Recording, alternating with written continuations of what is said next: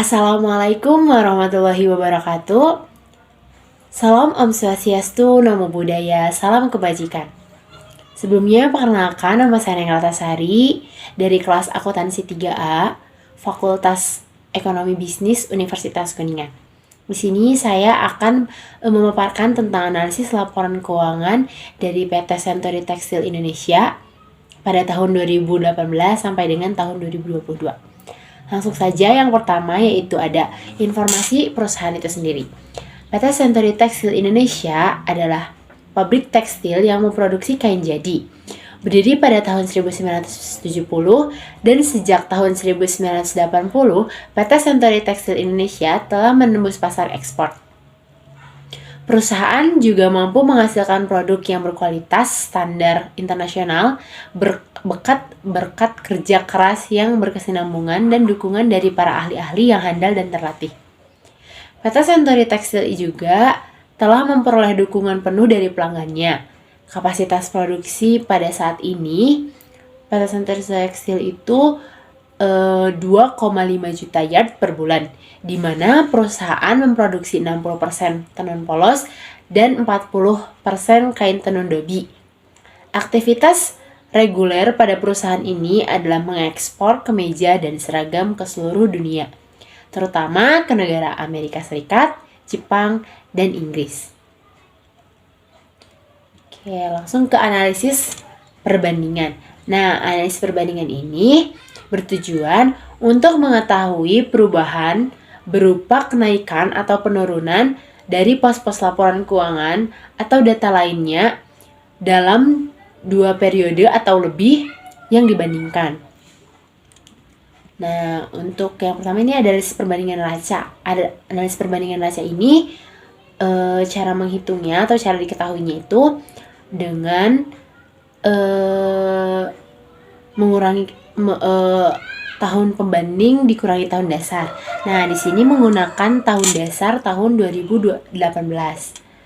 Nah, jadi di sini ada tahun 2019 dikurangi tahun 2018, tahun 2020 dikurangi tahun 2018, tahun 2021 dikurangi tahun 2018, tahun 2022 dikurangi tahun 2018. Nah, di sini bisa dilihat setiap tahunnya mengalami kenaikan dan penurunan.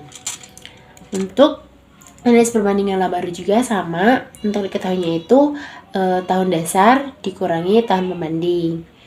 Tahun 2019 dikurangi tahun 2018, tahun 2020 dikurangi tahun 2018, tahun 2021 dikurangi tahun 2018, dan tahun 2022 dikurangi tahun 2018.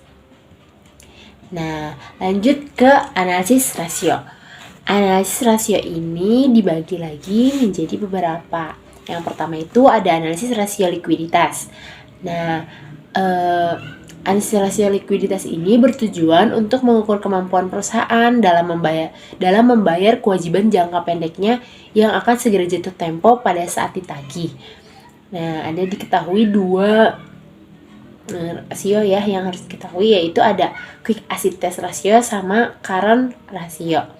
Untuk quick asset test ratio itu cara diketahuinya dengan aktiva lancar dikurangi persediaan dibagi hutang lancar.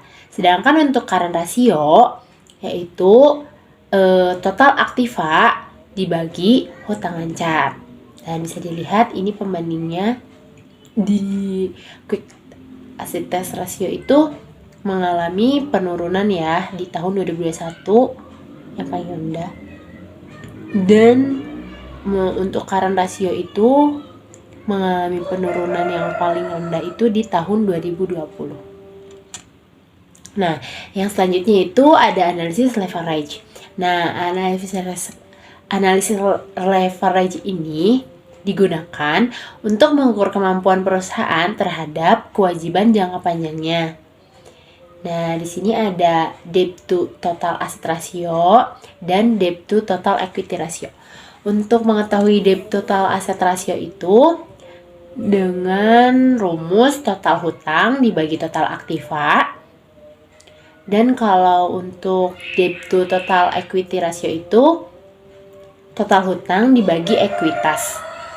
Nah, bisa dilihat di sini untuk debt total aset rasio itu mengalami kenaikan setiap tahunnya. Sedangkan untuk debt total equity ratio itu mengalami penurunan yang sangat anjlok di tahun 2019. Mungkin dikarenakan ada pandemi COVID-19 ya. Nah, selanjutnya itu langsung ke analisis rasio aktivitas. Nah, tujuan untuk mengukur rasio aktivitas ini itu untuk melihat efektivitas kinerja perusahaan dalam menagih piutangnya. Nah, di sini ada total asset turnover dan receivable turnover. Nah, untuk aset turnover sendiri itu cara diketahuinya itu dengan membagi penjualan dengan total aktiva. Sedangkan untuk receivable turnover itu cara diketahuinya itu penjualan dibagi piutang. Di sini bisa dilihat untuk aset turnover itu mengalami paling rendah itu di tahun 2021 dan untuk receivable turnover itu di tahun 2022. Nah, selanjutnya itu ada analisis profitabilitas. Nah, di sini itu kita menghitung ROI dan ROA. Nah,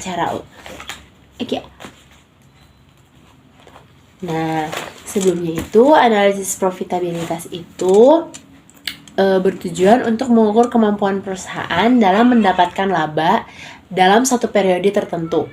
Nah, untuk menghitung ROI-nya itu dengan rumus IT dibagi total aktiva dikali 100%, sedangkan untuk ROA itu ada IT dibagi modal sendiri dikali 100%. Dan bisa dilihat di sini untuk ROI mengalami penurunan yang paling rendah itu di tahun 2022 dan untuk ROA paling rendah itu di tahun 2020. Nah, selanjutnya kita ke analisis common size. Untuk analisis common size sendiri tujuannya itu untuk memperoleh gambaran tentang perubahan-perubahan masing-masing pos pada tahun ke tahunnya. Nah, di sini bisa dilihat ada kolom tahun, aset lancar, aset tetap, total aset, terus kayak ada total liabilitas, total ekuitas, total liabilitas, dan total ekuitas. Jadi setiap tahunnya itu mengalami kenaikan dan ada juga yang mengalami kenaikan. Nah, selanjutnya ada analisis common size laba rugi. Nah, untuk analisis common size laba rugi juga di sini ada total pendapatan, total laba kotor, dan total laba bersih dibagi dengan penjualan. Cara mengetahuinya. Baik, selanjutnya ada analisis tren. Analisis tren merupakan suatu metode analisis statistika yang ditujukan untuk melakukan estimasi atau ramalan pada masa yang akan datang. Nah, di sini kita menggunakan tahun dasarnya itu tahun 2018. Nah, untuk cara menghitungnya itu tahun pembanding dibagi tahun dasar dikali 100%. Jadi misalkan tahun 2018 dibagi tahun 2018 dikali 100. Untuk tahun 2019 dibagi tahun 2018 dikali 100. Begitu juga untuk tahun 2020, 2021, dan 2022. Nah, untuk analisis tren laba rugi juga sama saja, yaitu tahun pembanding dibagi tahun dasar dikali 100%. Misalkan tahun 2018 dibagi tahun 2018 dikali 100, tahun 2019 dibagi tahun 2019 dikali 100%. Dan untuk tahun 2020, 2021, ataupun 2022 sama saja. Baik, selanjutnya ada analisis DuPont. Analisis DuPont ini menghasilkan nilai ROE tiap tahunnya. Nah, jadi untuk menghitungnya itu dari mulai penjualan dikurangi HPP, biaya operasi menjadi IT, dan aset lancar juga dikurangi.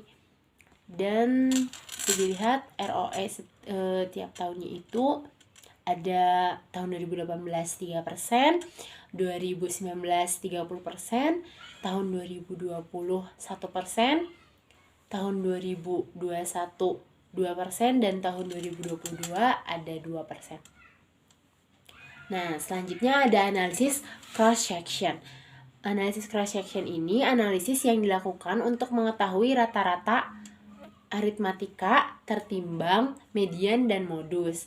Nah, untuk mengetahui rata-rata aritmatika itu dengan rumus dari tahun pertama sampai tahun kelima itu dijumlahkan ROA-nya, terus dibagi jumlah tahun yang dianalisis, yaitu 5 tahun ya teman-teman.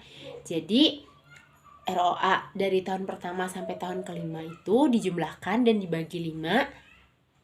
Sedangkan untuk nilai buku juga sama saja, jadi dijumlahkan dari tahun pertama sampai tahun kelima dibagi 5. Untuk rata-rata tertimbang, cara menghitungnya itu, contoh ROA tahun 2018 dibagi ROA tahun 5 tahun dan dikali ROA tahun 2018. Begitu juga untuk nilai buku.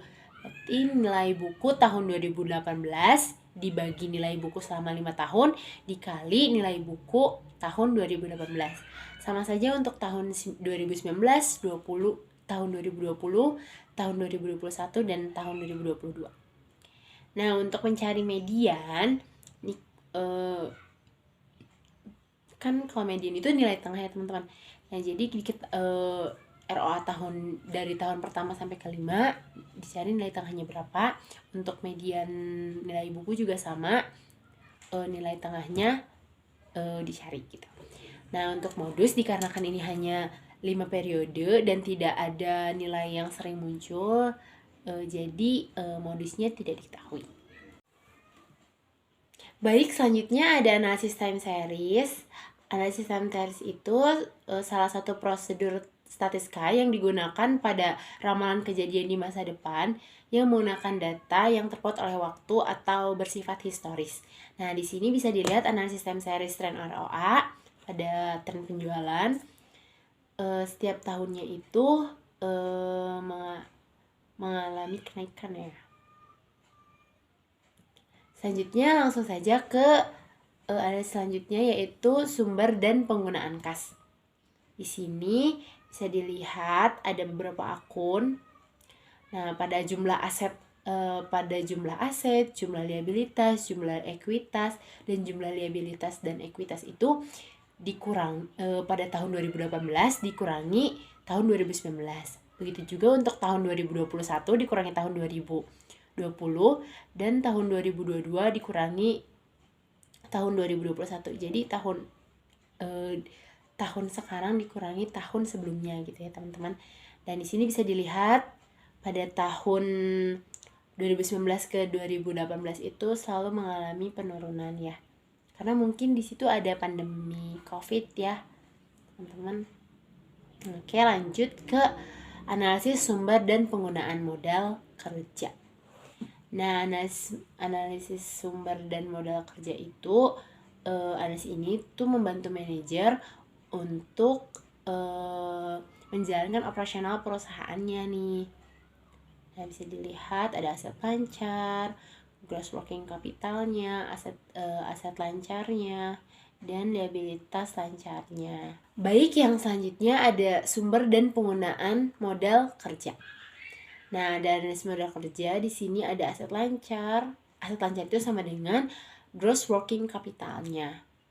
Nah, sedangkan untuk mendapatkan net working capital, kita harus menjumlahkan aset lancar dan aset liabilitas lancarnya untuk mendapatkan net working capital. Dan net working capital setiap tahunnya itu fluktuatif ya teman-teman, ada yang turun, ada yang naik.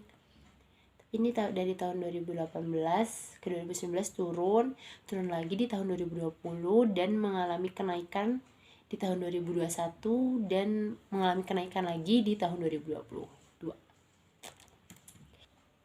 Baik, selanjutnya ada analisis break even point yang terakhir, yaitu dilakukan untuk mengetahui titik impas perusahaan agar manajemen dapat memperkirakan penjualan yang akan terjadi pada tahun yang akan datang, persediaan yang harus disiapkan untuk periode yang akan datang, dan anggaran-anggaran yang akan dikeluarkan pada tahun berikutnya.